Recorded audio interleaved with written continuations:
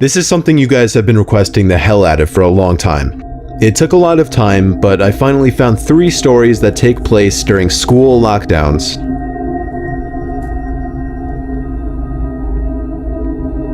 It was a typical boring day in calculus, only it was Friday, 7th period, meaning the week was almost over and spring break would finally be upon us. So everybody was getting antsy in their seats, I could tell. We didn't have a test that day like a lot of my friends did with their other teachers, so our teacher in the middle of class just decided to start playing games with us on Sporkle.com. He was a very laid-back teacher like that. As we were doing some brand logo quiz on Sporkle, I remember the exact moment it happened. Right after my friend answered a question, I remember the exact answer too, Adidas. The dean's voice came through the loudspeaker. He sounded panicked and frantic as he told all the teachers this was not a drill and to go into lockdown. I actually got the chills and I got goosebumps on my arms as our usually laid-back teacher too seemed panicked as he ran to turn off the lights and ushered us to the back corner of the room. We all sat in silence for about 2 minutes, and then the usual buzzing that came from a panel in the back of the room ceased, indicating that the school must have cut all the power. We all looked at each other, realizing this must be serious. A few more minutes of waiting later, we heard a man screaming at the top of his lungs coming down the hallway. 2 girls in the class actually started crying, which made all of us even more scared. As the screaming got closer to the classroom, the lunatic-sounding man started banging on the lockers while screaming, "I'll kill all of you." It was at that moment that I started to fear for my life. My teacher shushed us as we all looked at each other to see our peers' reactions.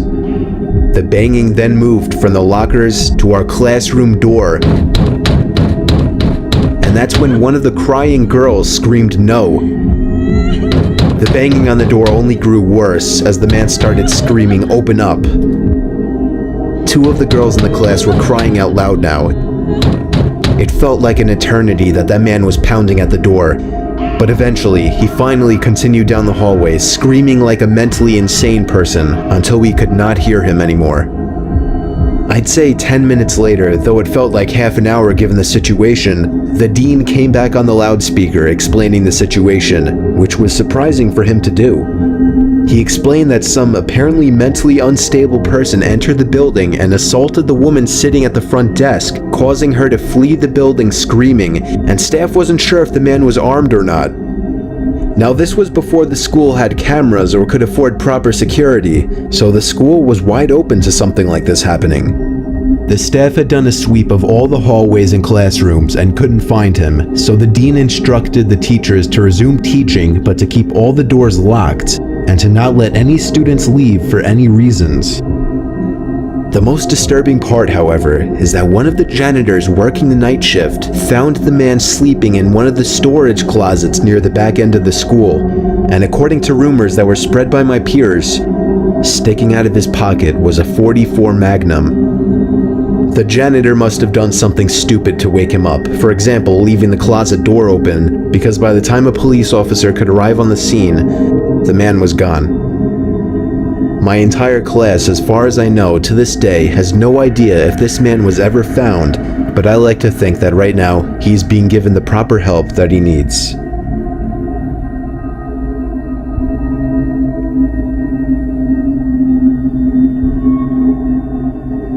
My school has 2 lunch periods. First lunch period is for all 6th graders and some 7th graders. The second lunch period is for the other half of the 7th graders and all 8th graders. The lockdown happened in the beginning of October. The day the lockdown occurred, it was overcast and rainy. During the first lunch period, I heard 4 loud booms. I personally thought it was thunder, but the entire lunch crowd started screaming. I was thinking those kids were just serious pussies, but the campus security came in and started yelling at people to go into the multi-purpose room, and the kids who were in line buying lunch had to throw out their lunch and come inside. Me and some friends went inside the room along with a huge group of other kids. Everyone was curious as to what was happening. Our multi-purpose room is huge, and the back wall of the room is made of see-through glass. When me and my friends were rushed inside the campus, security was covering the glass with the curtains, and there were adults at every exit. My friend Eric was curious, as well as the rest of us, so he asked one of the adults what was going on. When he came back, he said, "You know how right in front of TMS there's those houses?" I replied, "Yeah." "There's this mentally disabled, crazy man that barricaded himself in front of his house, and he's threatening to commit suicide and kill the cops if he's evicted. He was walking around outside of school watching kids in a weird way," Eric told us. It turned out the man was also a registered sex offender, making matters worse. We were stuck in the multi-purpose room for a whole hour, taking up 2 periods. After the whole thing was settled, we were escorted to our classrooms one by one. I later found out that the man lives next to my friend Brandy, who told me about the previous Halloween when she saw the same man at his window cutting his arm and writing in his own blood, "Don't come here or I'll kill you," on his window. Of course, being Halloween, people, including Brandy, assumed it was just for the holiday. But after this horrific incident, we knew this man was mental, and we're glad he never got near us.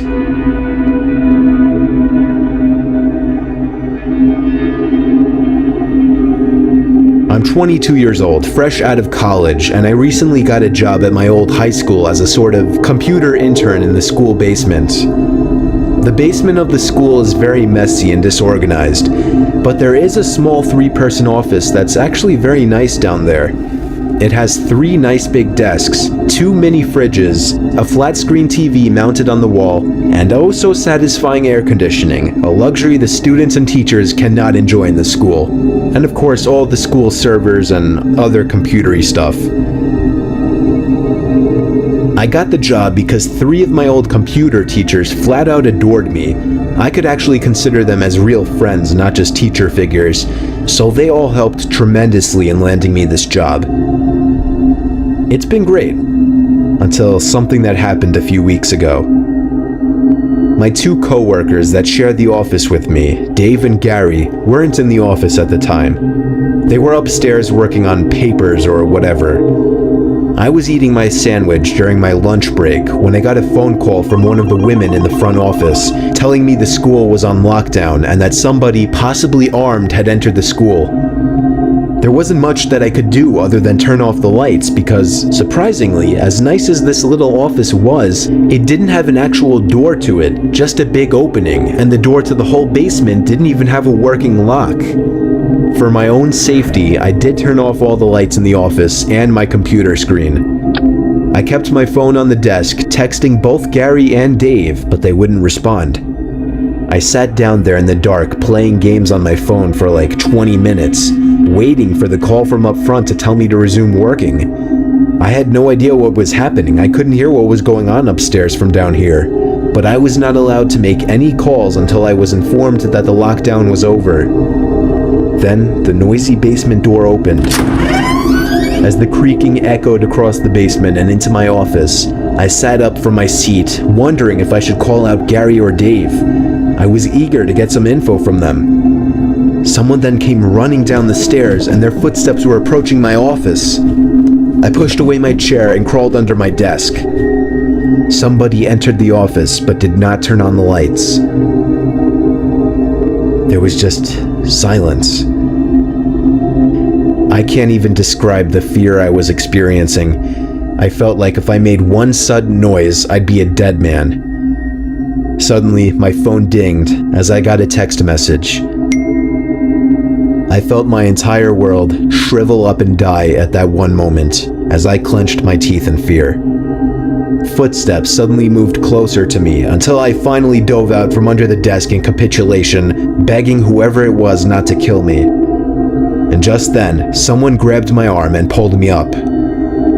It was some guy in a red plaid button-up, jeans, and a reddish-black cap.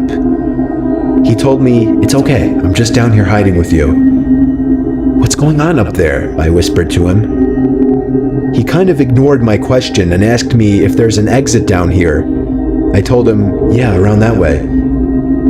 Before he could do anything else, I asked him, "Who are you?" There was a brief moment of silence, Before he started explaining, he was coming in to pick up his son when a teacher told him to hide. After his explanation, I checked my phone and saw the text I received was from Dave. It said, "Dude, this is fucking crazy. Some guy with a gun shot Mr. Buckley. He's wearing a red shirt and a hat. Whatever you do, don't come upstairs." I was about to reread that text out loud to the man until I realized. I looked up and felt my stomach sink. The man seemed to catch on to my suspicious stare. Panicking, all I could think to do was to run for the upstairs. A gunshot echoed through the basement and I could hear the bullet ricochet off something metal in the darkness. But thank God the bullet missed me and I made it upstairs. Fortunately, police were waiting at all exits, including the basement exit, and caught the man the second he opened the door. More good news, our teacher Mr. Buckley survived the gunshot. It was later determined that the man and Mr. Buckley had some beef for whatever reason, but that was never revealed. All we know is that Mr. Buckley couldn't have done anything that would have warranted this kind of reaction. And I know that the sound of that gunshot will forever echo in my mind.